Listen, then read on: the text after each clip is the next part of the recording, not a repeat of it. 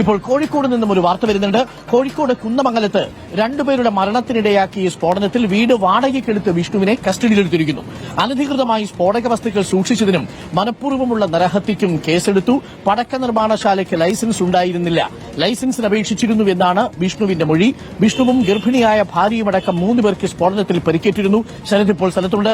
ശരത്ത്, എന്താണ് അവിടെ സംഭവിച്ചത്? എന്താണ് പോലീസ് സംശയിക്കുന്നത്? ഈ വിഷ്ണുവിനകത്ത് എന്താണ് പങ്കുള്ളതായിട്ട് പോലീസ് കരുതുന്നത്? Good morning Sharath. Good morning doctor Arunkumar. എനിക്ക് പുറകിൽ കാണുന്ന ഈ വീട്ടിലാണ് ഇന്നലെ രാത്രി ഇത്തരമൊരു സ്ഫോടനമുണ്ടായത്. നമുക്ക് ദൃശ്യങ്ങൾ തന്നെ കണ്ടാൽ മനസ്സിലാക്കാൻ സാധിക്കും. വീടിന്റെ പുറകു ഭാഗം പൂർണ്ണമായും ഇത്തരത്തിൽ തകർന്നിരിക്കുകയാണ്. ഇവിടെ നിന്നാണ് ഇത്തരത്തിൽ മരുന്ന്, അതായത് പടക്ക നിർമ്മാണം ഇവിടെ നടത്തി എന്നുള്ളതാണ് പോലീസിന്റെ പ്രാഥമിക കണ്ടെത്തൽ. അതിന്റെ ഭാഗമായി ഈ വെടിമരുന്ന് മിക്സ് ചെയ്യുന്നൊരു നടപടി ഇതിന് പുറകുവശത്ത് വെച്ച് നടത്തിയിരുന്നു. അതിനിടയിലാണ് ഇത്തരമൊരു സ്ഫോടനം ഉണ്ടായത് എന്നുള്ളതാണ് പോലീസും സംശയിക്കുന്നത്. അതിലും അക്കാര്യത്തിലൊക്കെ തന്നെ കൂടുതൽ വ്യക്തത വരേണ്ടതുണ്ട്. നിലവിൽ ഈ വീട് വാടകയ്ക്കെടുത്ത വിഷ്ണുവിനെ കുന്നമംഗലം പോലീസ് കസ്റ്റഡിയിലെടുത്ത് അറസ്റ്റ് രേഖപ്പെടുത്തിയിട്ടുണ്ട്. വിഷ്ണുവിൽ നിന്ന് കൂടുതൽ കാര്യങ്ങൾ ചോദിച്ചറിയുകയാണ്. 5 പേരാണ് ഇത്തരത്തിൽ ഈ വീട്ടിലുണ്ടായിരുന്നത് എന്നുള്ളതാണ് വിഷ്ണു ഇപ്പോൾ പോലീസിന് മൊഴി നൽകിയത്. വിഷ്ണുവും വിഷ്ണുവിന്റെ ഭാര്യയും ഒരു സുഹൃത്തുമൊപ്പം സഹോദരനും ഭാര്യ സഹോദരനുമായ 5 പേർ. ഇതിൽ വിഷ്ണുവിന്റെ സഹോദരൻ രാഹുലും ഒപ്പം ഭാര്യ സഹോദരനായ മറ്റൊരു രാഹുലുമാണ് ഇത്തരത്തിൽ ഇന്നലെ തന്നെ ഈ സംഭവത്തിന് പിന്നാലെ മരണപ്പെടുകയും ഉണ്ടായത്. നിലവിൽ ഈ പടക്ക നിർമ്മാണം നടത്താനുള്ള ലൈസൻസ് ഇവർക്കുണ്ടായിരുന്നില്ല എന്നുള്ളതാണ് പോലീസും കണ്ടെത്തിയിട്ടുള്ളത്. നമുക്കറിയാം, തൊട്ടിപ്പുറത്തെ നിരവധി വീടുകളുണ്ട്, അതായത് ആളുകൾ തിങ്ങിപ്പാർക്കുന്ന ഒരു ഏരിയയാണ് ഇത്. അതുകൊണ്ട് തന്നെ ഇവിടെ ഒരിക്കലും പടക്ക നിർമ്മാണത്തിന് അത്തരം അനുമതി കൊടുക്കില്ല എന്ന കാര്യത്തിൽ നമുക്ക് സംശയമില്ല. അതുകൊണ്ട് തന്നെ അത്തരത്തിൽ അനുമതി ഇല്ലാതെയാണ് ഇവിടെ പടക്ക നിർമ്മാണം നടത്തിയത് എന്നുള്ളതാണ്. പടക്കം നിർമ്മിച്ചു വെച്ച പടക്കങ്ങളൊക്കെ തന്നെ ഇവിടെ കാണാൻ വേണ്ടി സാധിക്കും. ഒപ്പം പടക്ക നിർമ്മാണത്തിന് എത്തിച്ച പനയോല അടക്കമുള്ള സാമഗ്രികളും ഇവിടെ എത്തിയിട്ടുണ്ട്.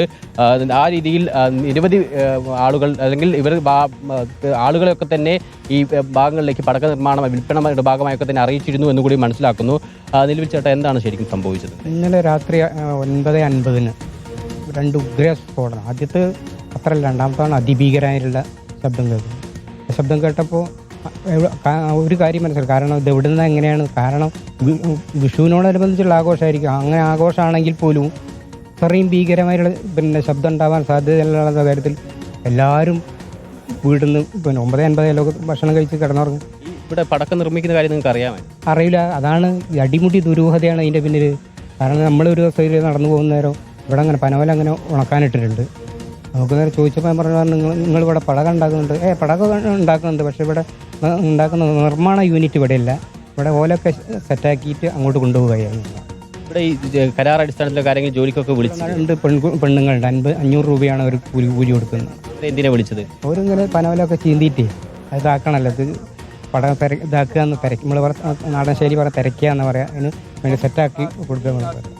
എന്തായാലും നാട്ടുകാർ പറയുന്നത് പോലെ ചില ആളുകളെ ഇത്തരത്തിൽ ദിവസവേതനത്തിന് ഉൾപ്പെടെ ജോലിക്ക് വിളിച്ചിരുന്നു. അതായത് പനയോല കീറുന്നത് അത്തരം സൗകര്യങ്ങൾ ഒരുക്കാൻ വേണ്ടി ജോലിക്കൊക്കെ തന്നെ ആളുകളെ വിളിച്ചിരുന്നു. പക്ഷേ നാട്ടുകാരെ മുഴുവനും ഇത്തരത്തിൽ പടക്ക നിർമ്മാണം ഇവിടെ നടത്തുന്നു എന്നുള്ള കാര്യം അറിയിച്ചിരുന്നില്ല. പകരം പടക്കത്തിന് നിർമ്മാണത്തിന്റെ ഭാഗമായിട്ടുള്ള ഓല കീറുന്ന നടപടി മാത്രമാണ് ഇവിടെയുള്ളത്. പടക്കം നിർമ്മിക്കുന്നത് മറ്റൊരു സ്ഥലത്തുനിന്നു എന്നുള്ളതാണ് ഇവരെ അറിയിച്ചത്. എന്തായാലും ഈ സ്ഫോടനത്തിന്റെ ഭാഗമായി സമീപത്തുള്ള വീടുകൾക്കടക്കം കേടുപാടുകൾ സംഭവിച്ചിട്ടുണ്ട്. വീടിന്റെ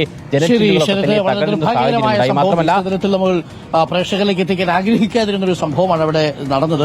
പടക്കമാണ്. ലൈസൻസ് ഒക്കെ എടുത്തിട്ടൊക്കെ ചെയ്താൽ കാര്യങ്ങളൊക്കെ നല്ല വഴിക്ക് പോകും. ലൈസൻസ് ഒന്നും എടുക്കാതെ ചെയ്യുന്നത് നമ്മൾ ഈ പറയുന്ന തട്ടുകടയൊന്നും അല്ലല്ലോ. കത്തിയ പൊട്ടുന്ന പടക്കമാണ്. ഇതാണ് കോഴിക്കോട്ട് സംഭവിച്ചത്.